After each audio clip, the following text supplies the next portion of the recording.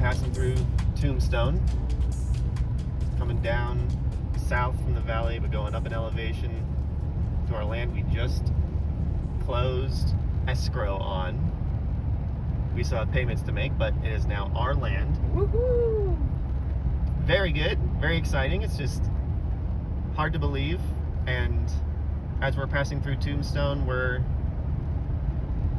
drinking it in and getting ready to see what awaits us. They supposedly have put in a fresh new road, and we'll see the quality of it when we get to it. But we still have a long way to go. We've been driving a long way already. We're more than halfway there.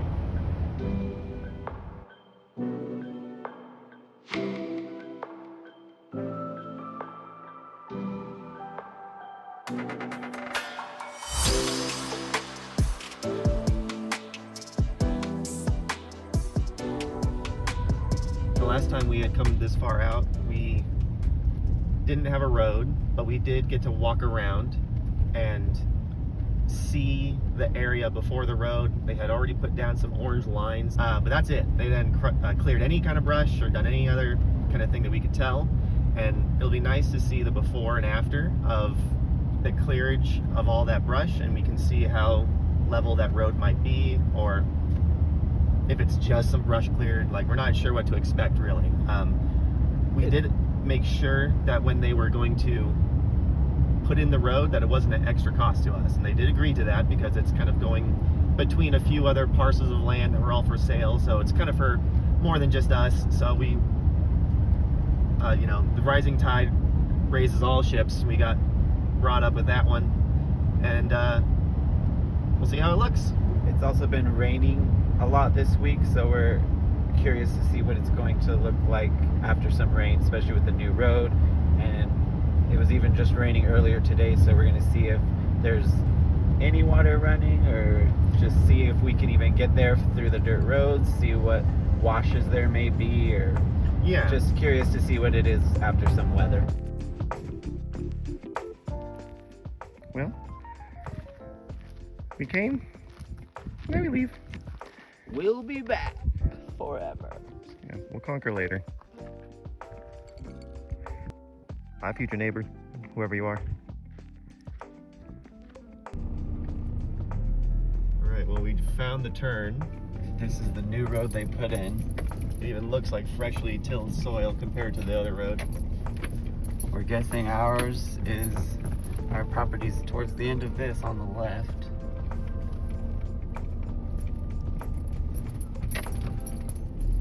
When we get there, we'll pull up the map and see if we can find the property lines, and maybe there's a property marker already. If not, we've got some poles. Well, I guess with a marker or not, we've got some poles. This is kind of rocky right here. A little bit of a wash. We'll have to keep an eye on when it's stormy, but at least nothing's going crazy there right now. Woo. We made it to the corner of the property. That just north of us is someone else's property, but all this to the south is ours. The road, quite rugged. It is very rugged. The road runs along the eastern part of the parcel. We just traveled from the south up to the north part of it. The road terminates up here in this kind of cul-de-sac little situation they've created. And it's pretty beautiful out here right now. It's very chilly. The rain is very nice. Our road is in a different spot, so our house might face a different spot, but that's okay, we're open.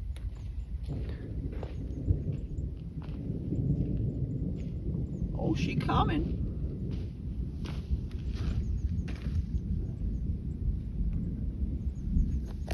We found out we're by a wildlife refuge. The Leslie Canyon Wildlife Refuge. Right behind you. And our only neighbor is that gentleman far away over there. Next parcel of land. Yeah, I think where his is like the other corner.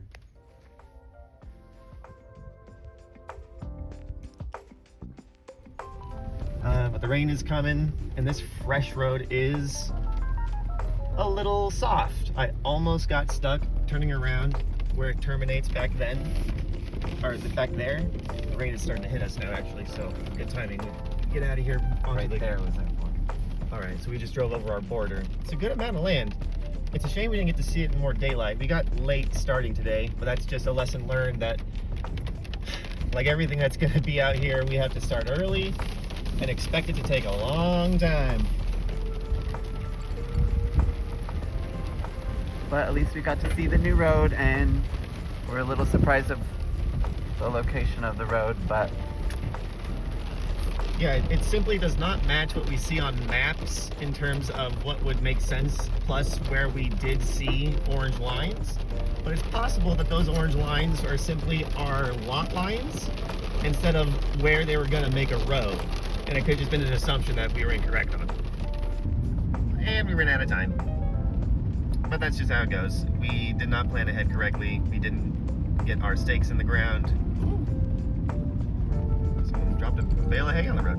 We didn't get our sticks in the ground. We didn't get a soiled sample. We didn't accomplish the things we wanted to do because there simply wasn't time. The clouds covered up what little sunset we would have had, and we just didn't start as early as we thought we should have. and then it started to rain, and we got scared we would get stuck in the new soft dirt of the new road, so we got out of there. Yeah, I already almost got stuck trying to turn around in that soft new dirt. I agree with Cody strongly. I don't want to get in the mud, so But we bailed. were able to see kind of the outline of where our borders are on that road of our land, so that's cool. And it's cool that there's a wash that kind of separates our land from the land next to us, so it'll be easy to scope out and find where we're gonna put the home. But we'll get used to it. So at first, a little bit chicken, a little scared, a little bit tail between our legs, but we'll get there.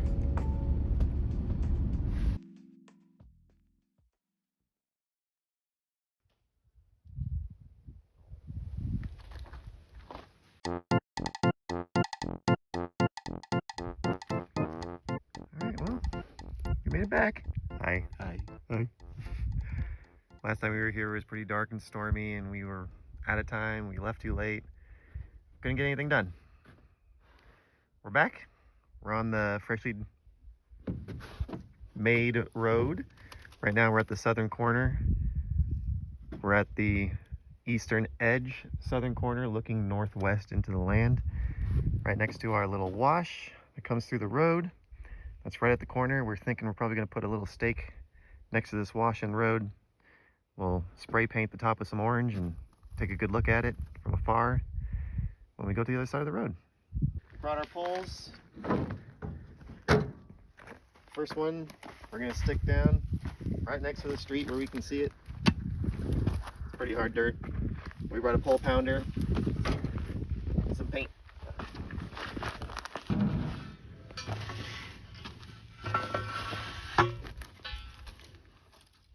Breaking ground. Breaking ground, claiming our stake. Staking our claim, whatever you call it.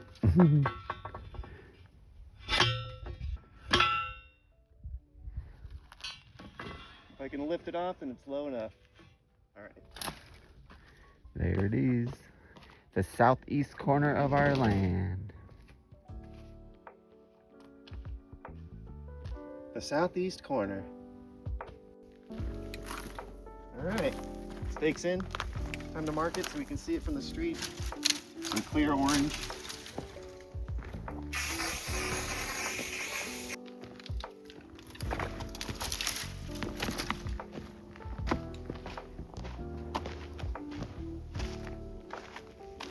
It's visible. I can see that. It's not exactly good, but it works. Since we're just starting out, it's literally our broken ground peg. You should put an E on it. Put a nice big E.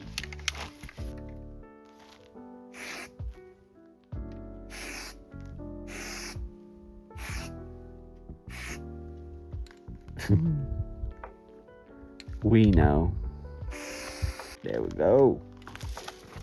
That's ours. It looks kind of like an E. That's all right. The next one I'll just do on the ground.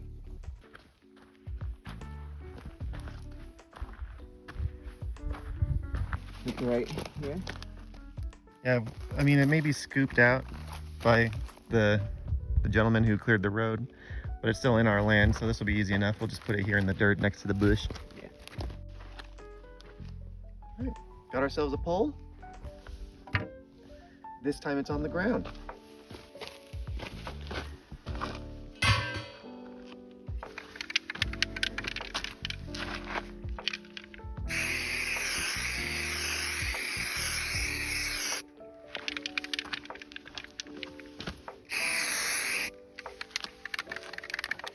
All right, now let's make it a nice E.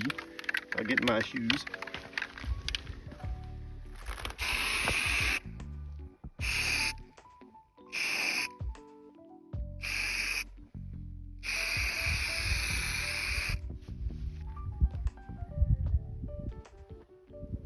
Here's the other pole.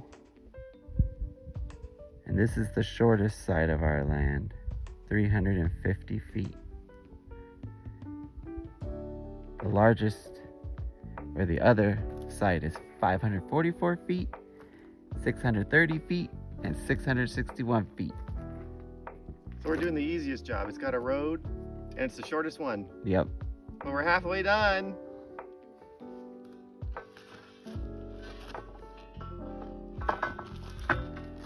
Make sure the oranges face.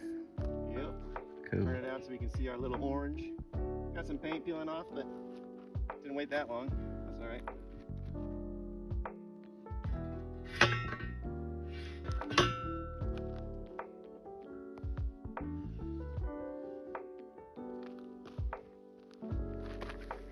Got it. Can't see the E anymore, but it's orange. All right, now here's the real challenge. Hiking through this shrub with a very heavy pull pounder and a large stick. Are you gonna hold both? I got paint on me. But that's the question. For now, we can at least see our poles from the road. The other side of the property butts up against another piece of property. That'll help differentiate between our properties, but hiking out into that, who besides us would dare? Yeah. We may not have to go put a marker out there until we start to clear land. Yeah. Especially considering how thick this shrub is. But we'll only be taking out what we need for our house spot and garden and driveway, and besides that we're leaving it natural. Yeah, which means we'll have a lot of creosote and white thorn acacia and some junipers. Yeah. Creosote smells good in the rain. Very good. It's one of my favorite things. We're gonna leave as much of it as we can, but we have to clear some area for ourselves. We're not just gonna clear all 6 acres. And then we got this stupid. hill. Leslie Canyon Wildlife Refuge. I think we came to a pretty quick conclusion that we are not going to hike our way in there to put those other poles in where no one is going to be or see for the moment.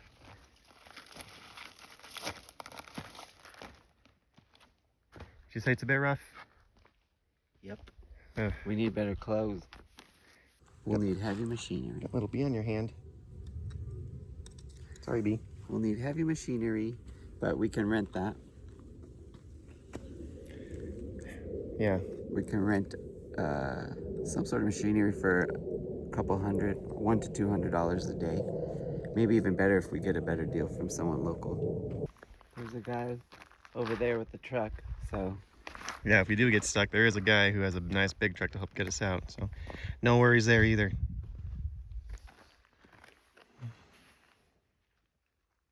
You gonna try to take out a bush with, see how it's like? Yeah. By hand, with some tools. We're pretty sure we're going to end up using machinery just for how dense and crazy the amount of stuff it is. But we're going to give it a shot. We're going to get out the shovel, see how hard it is to take out one of these bushes. Got ourselves a sharpshooter, make it a lot easier to get into the ground. It's got a lot of weight, in the handle, puncture that dirt and get past some rocks a little bit more easily. And a regular old wooden handle shovel. We'll see how hard it is to get one of these bushes out. We also have a pickaxe, but we might not need that. Hopefully not, though. We're gonna try to take out this white thorn acacia. We think it's a white thorn acacia. We'll find out, and if it's not, we'll put it on the screen what it is. It has these little red. Last time we were here, they were bright red seed pods. Now they're kind of brownish. Oh. They've definitely shrunk and dried out, but they were kind of thin to begin with. And there's thorns. Lots. The creosote don't have thorns though. Yeah, the creosote are more forgiving, but we'll see how this one is. All right, strong dude.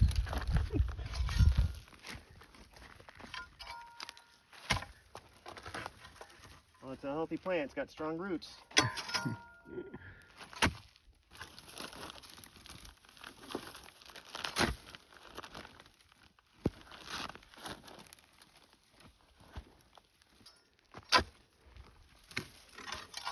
There we go. Try to fling this guy out.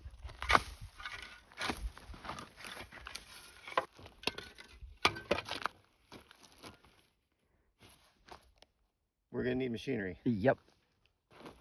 All this for one. For half of one. And there's like 7 more bushes out there. 7 million. There's 8. Oh my God. There it is. Whoa. Finally chopped through And that's half just of one. half of one. Let go. Well, now it's easier because half of it's gone. This is definitely what we smelled the first time we were coming by. The roots and the dirt from maybe these plants, or at least from around these plants, has this very kind of trashy smell. Yeah, The desert normally smells really, really nice, but this is very not nice. It's not exactly pungent or rancid, but it's definitely musky and earthy, but it does smell like decaying matter in some way. Like disturbing it kind of like wakes up this swampy smell. Oh yeah, I can smell it now. I'm guessing, similar to creosote, this bush, which I'm also guessing is white thorn acacia, is probably leaving behind some kind of enzyme or chemical similar to the creosote PAHs that's inhibiting growth from other things, and maybe those two plants get along. Because they both do it. Maybe they both do it, and that's why they're so abundant together, but there's like not a lot of variety. There's some grass, very, very little grass. And as we had mentioned, there's no mesquite, there's no sage. It's pretty much just these guys. And like whatever little bits of some kind of mallow would be around, and that's about it. Tell them what we learned about sunflowers though. So our plan out here is to get a bunch of black oil sunflower seeds that you normally buy as bird seed. I'm just gonna scatter it because sunflowers are very good at cleaning the earth. And not just the planet Earth, but rather the dirt. The toxins in the dirt. They're good at filtering out hard minerals and hard metals. And they grow in pretty harsh conditions. They're pretty much like weeds, And they'll as long as we water them. You barely have to water them, especially if you direct sow the seed. They'll do whatever they can. And if that means rainwater, then okay. But in the end, the goal is to do something like they do in places that have had irradiation. They plant sunflowers in the fields that they want to harvest from, so that those fields can be safe to harvest from.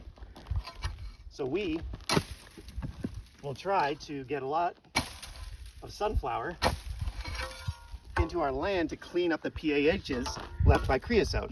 Because creosote, and maybe even this white thorn acacia, is making it toxic for other plants. Yeah, it could be. Maybe.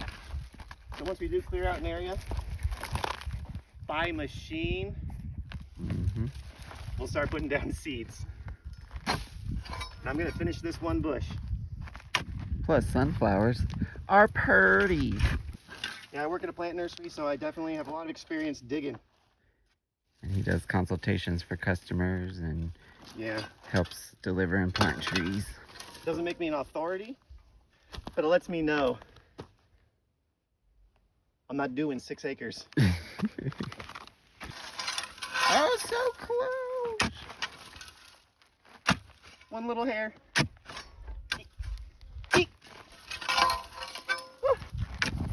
There it is. Got it. There you have it. A bush. Lift up your prize. One previously removed, and then I removed the other half of a bush. Let's get started, gang! Come All on. right, we got 6.5 acres to go. Yeah. Yeah, I'm gonna say that pumpkin smell is right on the nose. Pumpkin. No pun intended, but geez. It's like nothing was ever there. Those roots are so shallow. They're shallow but strong. Yeah.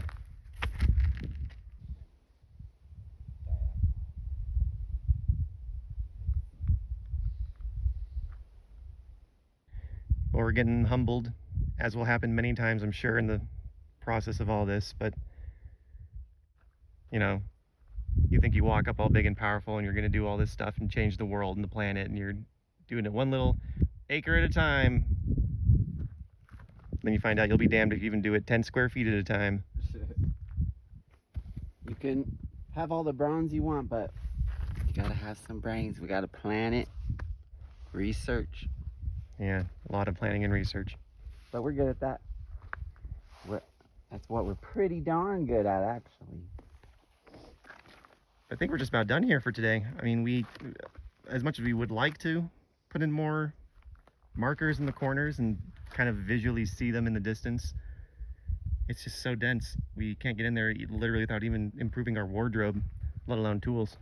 So we got some ways to go. Yep, we might go check out the wildlife refuge, and then we're gonna check out the town nearby Douglas. They put rocks in it to try to help it looks like. But we might have to build it up. Here's Robert going over it.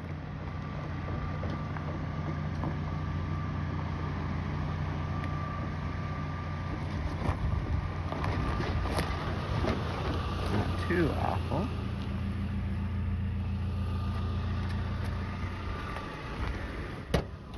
We made it! Not too awful. It looks incredible. Yeah, look.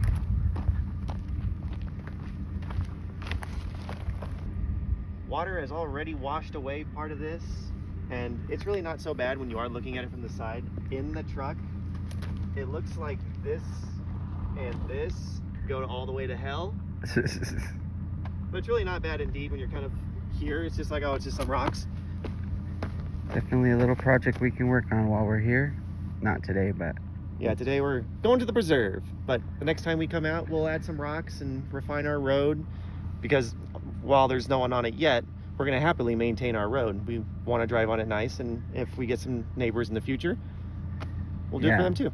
Maintenance over repairing our truck. Yeah.